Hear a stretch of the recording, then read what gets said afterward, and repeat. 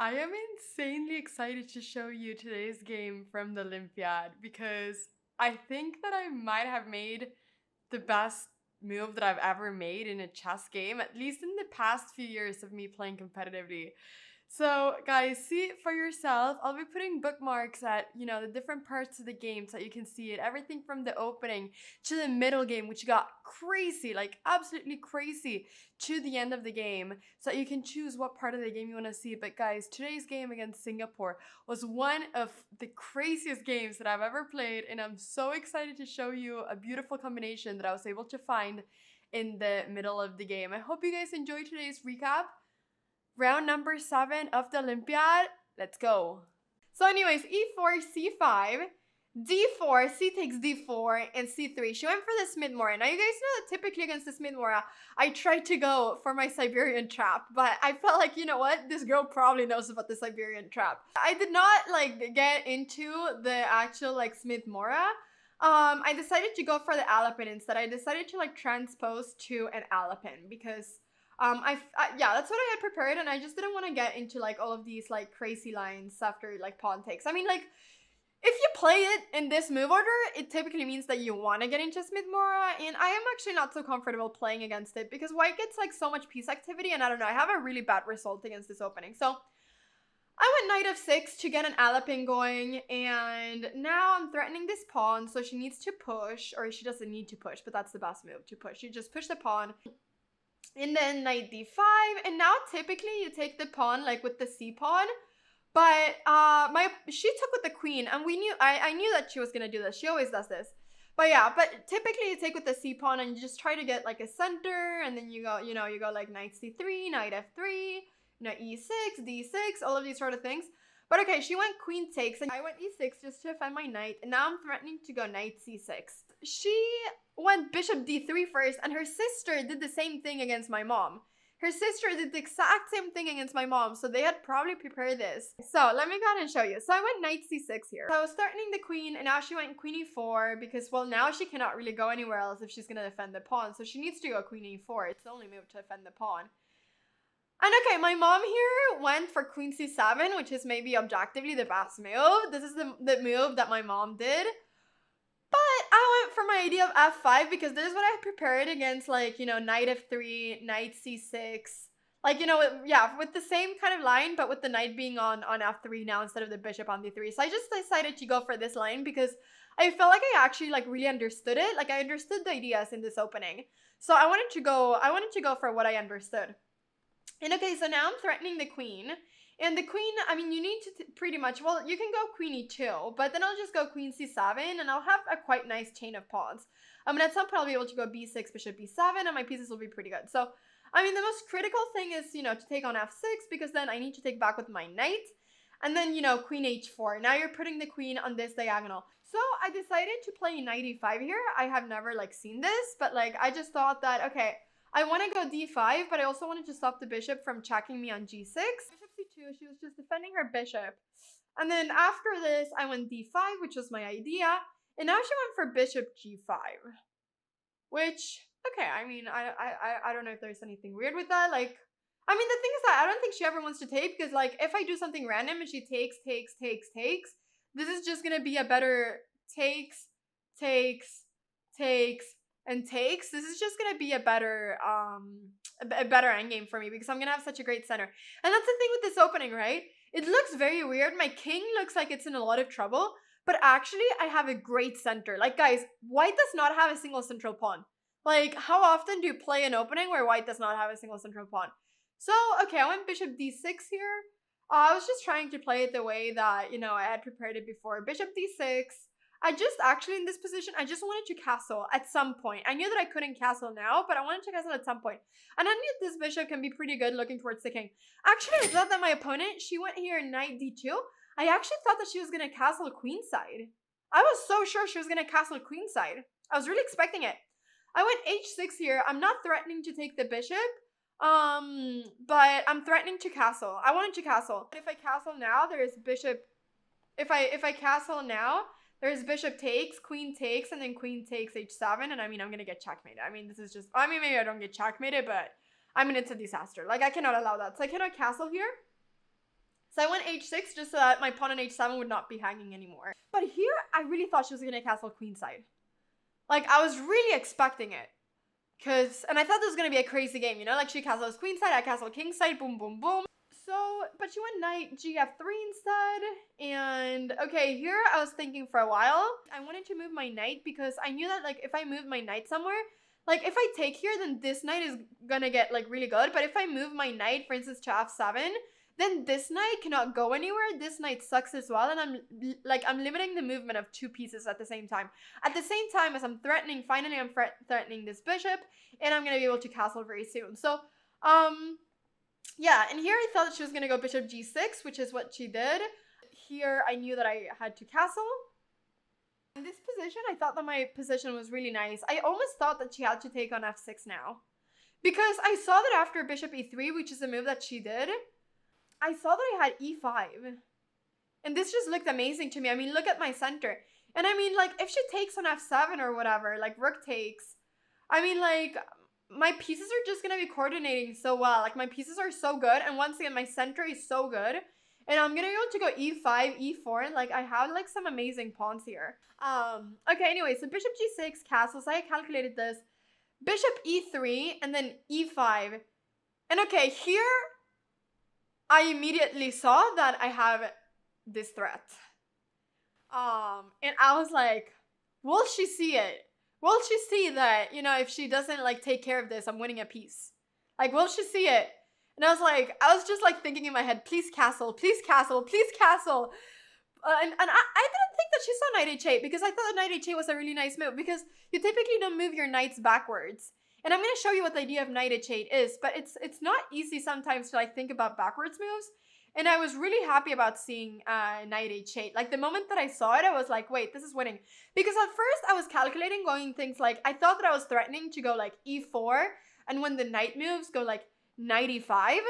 But the issue is that whenever I go, like, e4, then she's just gonna take my knight, and then, you know, she'll go knight e5, knight d5, knight d4, and then I will not have my knight anymore, and I want to have my knight. Like, my knight is a really good piece in all of these sort of positions. Like, my knight has so many squares, so I don't necessarily want to give it to her like that. So I didn't think that e4 was the move that I was, like, really threatening. Also because e4, like, knight d4, if knight e5, she always has those, like, bishop f5, and there isn't really a lot there. So I wasn't entirely sure, so I was really happy when I found an idea of keeping my knight, but still going e4, because I knew I wanted to keep my knight and go e4. And that's how I saw knight h8, because it was the only move that I could really do with my knight. She went castles, just like I was hoping her to do. Like, when she did it, I was like, you know, am I missing something? Like, I was just like, you know, am I just, like, being super five-head right now, or am I missing something? Like, is this being my game of the year, or is this just, like, horrible? Like, because I knew that, like, if knight h8, like, if it doesn't work, like, what is this knight doing over here, you know? Like, this knight looks so sad.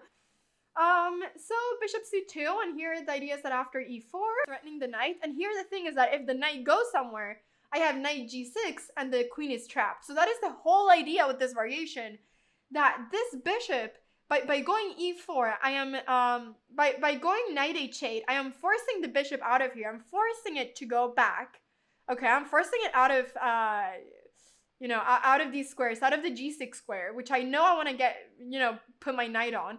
And then I'm going e4 to block the bishop, not necessarily to throw in the knight, but to block the bishop with a tempo. So that when the knight moves, I have knight g6, and now the queen is trapped. And that is the idea here.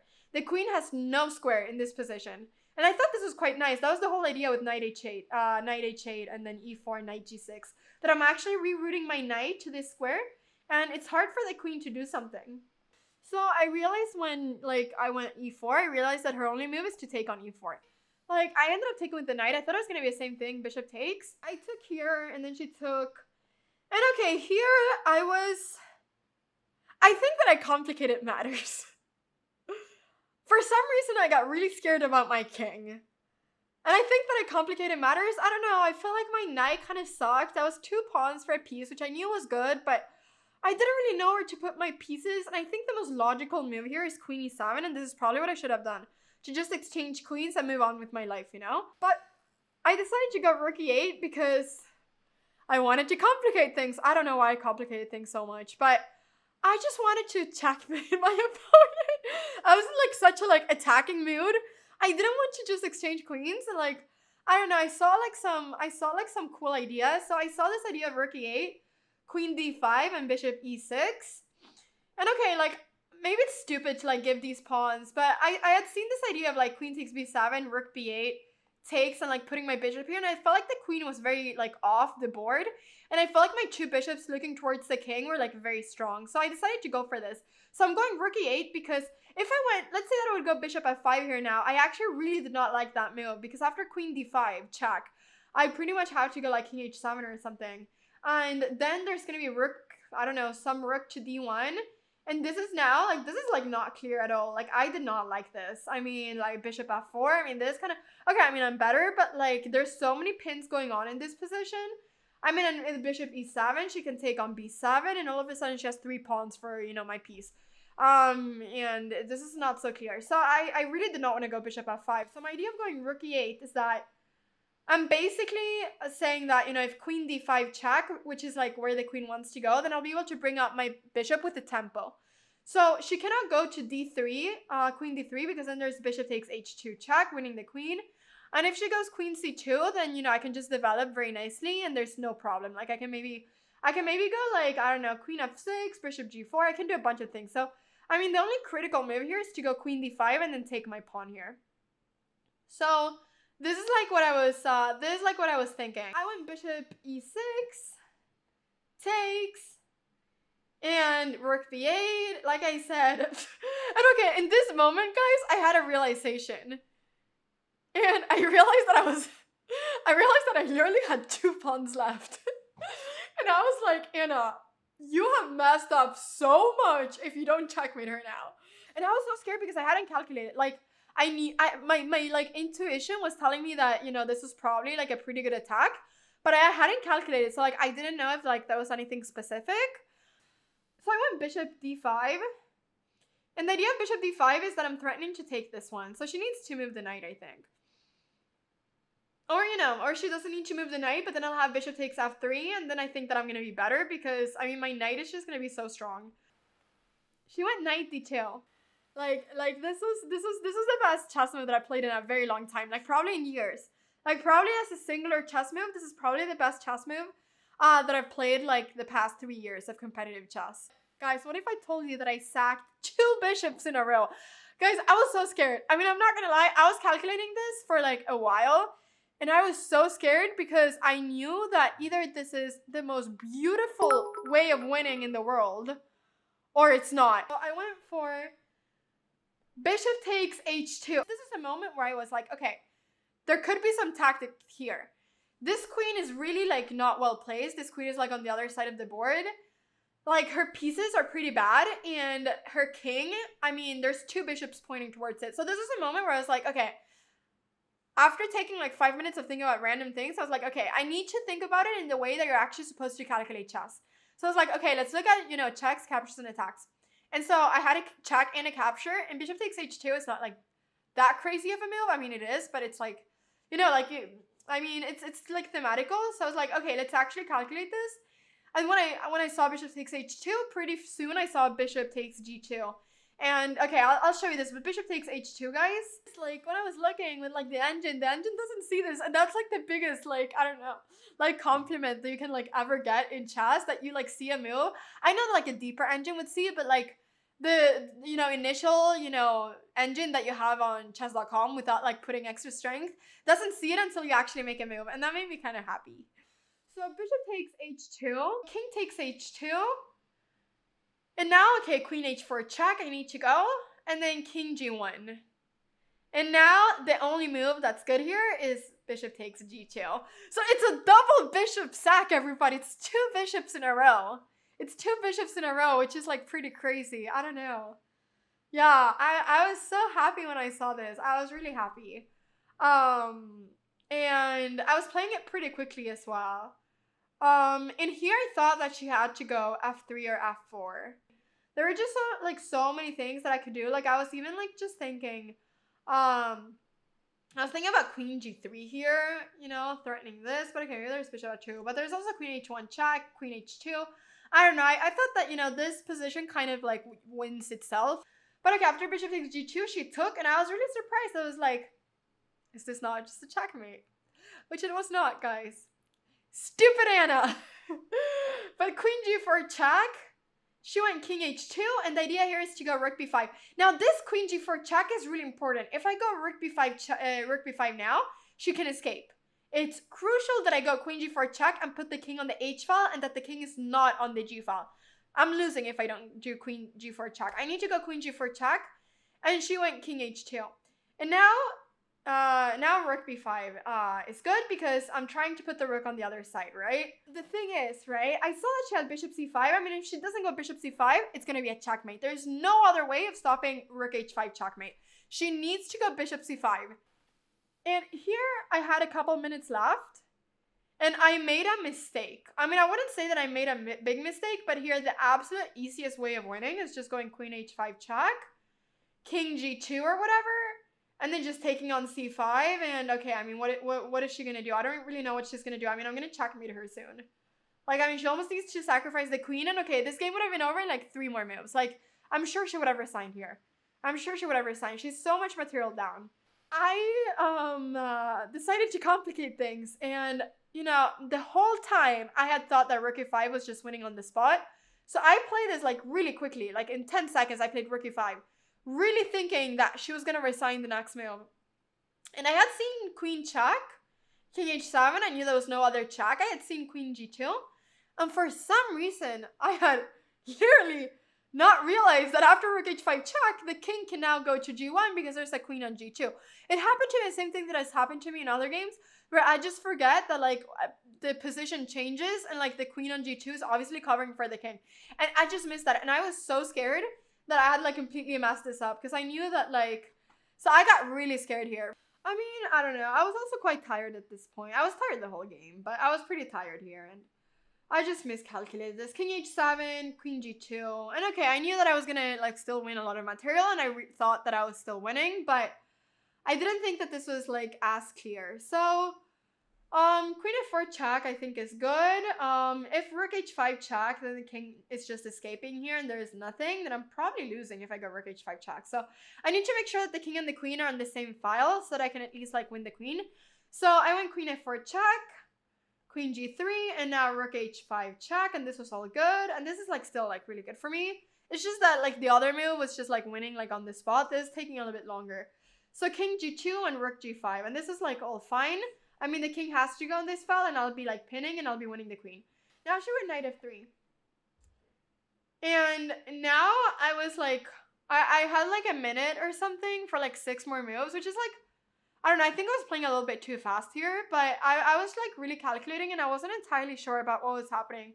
And I wasn't happy about like taking on g3 because I felt like I wasn't like winning enough.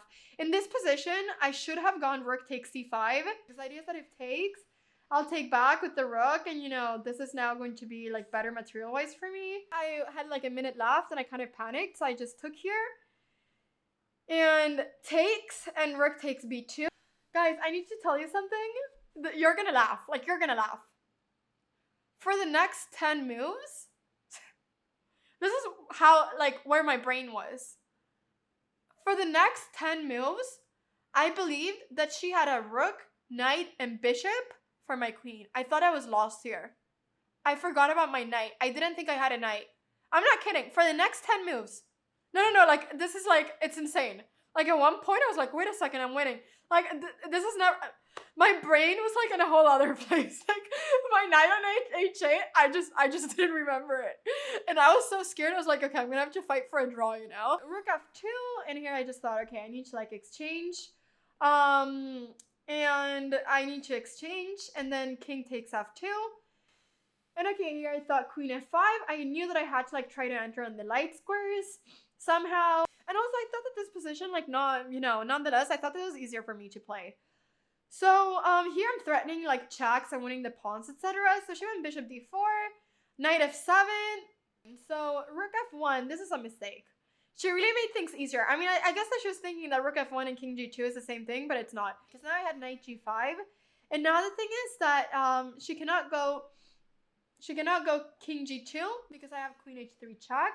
Sorry, I have knight takes f3 and then I'm winning the rook. That was the idea. Yeah. So check, I have knight takes f3 and I'm winning the rook, and this is just amazing. So she can't do that.